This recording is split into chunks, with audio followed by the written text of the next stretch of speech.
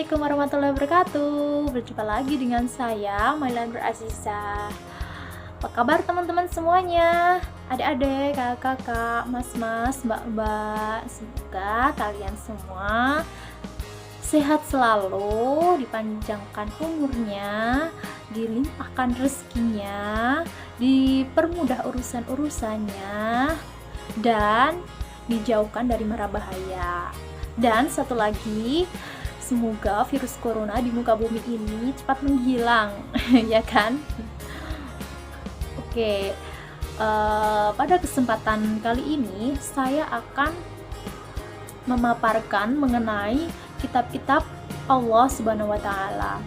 Sebelum videonya dilanjut, silahkan teman-teman like, komen, dan subscribe yang belum subscribe, dan yang sudah subscribe terima kasih banyak ya. Oke teman-teman, sebelum kita masuk pada uraian materi mengenai nama-nama kitab dan rasul penerimanya, marilah kita terlebih dahulu pahami apa itu kitab. Teman-teman ada yang tahu nggak apa itu kitab yang dimaksud dalam agama Islam? Kalau ada yang tahu, silahkan komen di bawah ya. Oke? Kitab merupakan tuntunan awal dan keyakinan bagi suatu agama. Dalam Islam, kitab memiliki dua arti, yaitu yang pertama, perintah, dan yang kedua, tulisan di atas kertas. Tetapi biasanya yang sering dipakai itu arti yang pertama, yaitu perintah. Sedangkan suhuf atau sahifah artinya wahyu yang diterima oleh nabi-nabi dan rasul Allah Subhanahu wa Ta'ala yang dikumpulkan, yaitu semacam lembaran atau brosur-brosur kecil. Kumpulan suhuf-suhuf itulah yang dinamakan kitab.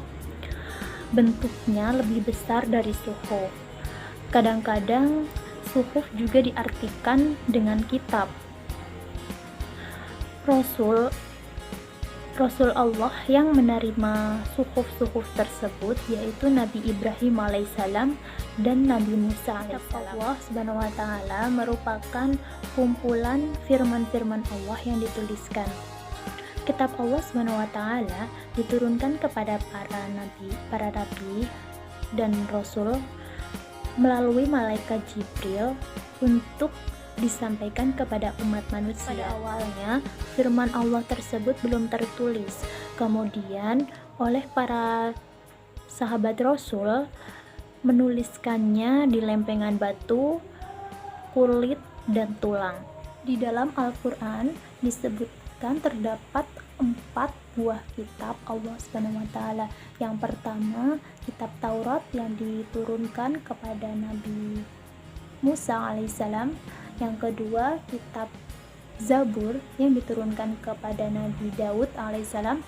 Yang ketiga, kitab Injil yang diturunkan kepada Nabi Isa alaihissalam. Dan yang terakhir, kitab Al-Quran yang diturunkan kepada Nabi Muhammad SAW. Yang pertama yaitu kitab Taurat atau kitab Perjanjian Lama yang diturunkan kepada Nabi Musa alaihissalam. Kitab ini berisikan syariat dan hukum-hukum Allah Subhanahu wa Ta'ala dalam bahasa Ibrani. Firman Allah yang menyebutkan Taurat yaitu terdapat di dalam surat Al-Maidah ayat 44 yang berbunyi, Bismillahirrahmanirrahim. Inna anzalna at-taurata fiha hudaw wa nur yahkumu bihan nabiyyuna alladhina aslamu lilladhina hadu warrabbaniyuna wal ahbaru bimastuhfidu min kitabillahi wa kanu alaihi syuhada فلا تخشوا الناس واخشوني ولا تشتروا بآياتي ثمنا قليلا ومن لم يحكم بما أنزل الله فأولئك هم الكافرون. yang artinya, sungguh kami yang menurunkan kitab Taurat, di dalamnya ada petunjuk dan cahaya, yang dengan kitab itu para nabi yang berserah diri kepada Allah memberikan putusan atas perkara orang Yahudi, demikian juga para ulama dan pendeta-pendeta mereka, sebab mereka diperintahkan memelihara kitab-kitab Allah dan mereka menjadi saksi terhadapnya. Karena itu, janganlah kamu takut kepada manusia, tetapi takutlah kepadaku. Dan janganlah kamu jual ayat-ayatku dengan harga murah. Barang siapa tidak memutuskan dengan apa yang diturunkan Allah, maka mereka itulah orang-orang kafir. Yang kedua yaitu kitab Zabur atau Mazmur. Kitab ini diturunkan kepada Nabi Daud, berisikan pujian-pujian kepada Allah Subhanahu wa taala, kisah umat terdahulu, dan berita nabi yang akan datang. Firman Allah yang menyebutkan Zabur yaitu terdapat di dalam surat Anbiya ayat 105 yang berbunyi, Bismillahirrahmanirrahim. Walaqad katabna fiz zaburi min ba'di dzikri wa annal arda yarisuha ibadiyas solihun, yang artinya, dan sungguh telah kami tulis di dalam Zabur, telah tulisan di dalam Az-Zikr atau Lauhul Mahfuz, bahwa bumi ini akan diwarisi oleh hamba-hambaku yang soleh.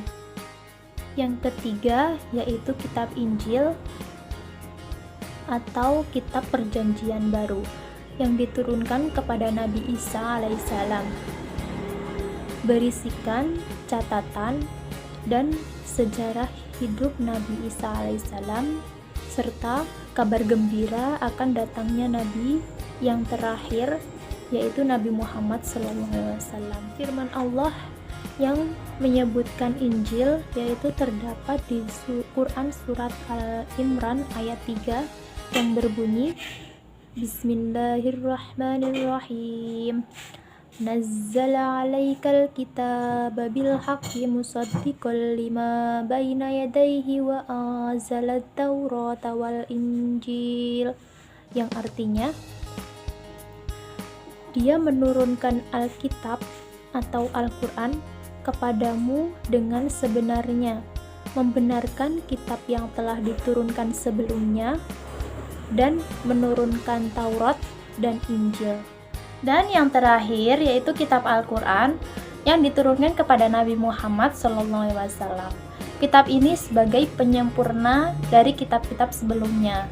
Kitab Al-Quran berisikan 30 juz, 114 surat, dan 6.236 ayat. Di dalam Al-Quran terdapat ajaran akidah, ibadah, syariah, muamalah, seruan, perintah, dan larangan. Firman Allah yang menyebutkan Al-Quran yaitu terdapat di dalam Quran surat Al-Hijr ayat 9 yang berbunyi, Bismillahirrahmanirrahim. Inna nahnu nazzala dzikra wa inna lahu lahafidun, yang artinya, sesungguhnya kamilah yang telah menurunkan Al-Quran dan kami pula yang akan memeliharanya. Jadi kesimpulannya, Allah menurunkan kitab Taurat kepada Nabi Musa alaihissalam, kitab Zabur kepada Nabi Daud alaihissalam, kitab Injil diturunkan kepada Nabi Isa alaihissalam, dan yang terakhir kitab Al-Quran yang diturunkan kepada Nabi Muhammad SAW. Oke, terima kasih ya teman-teman yang sudah menonton video saya dari awal sampai akhir. Apabila dalam tutur kata saya ada yang salah, mohon dimaafkan. Dan wassalamualaikum warahmatullahi wabarakatuh.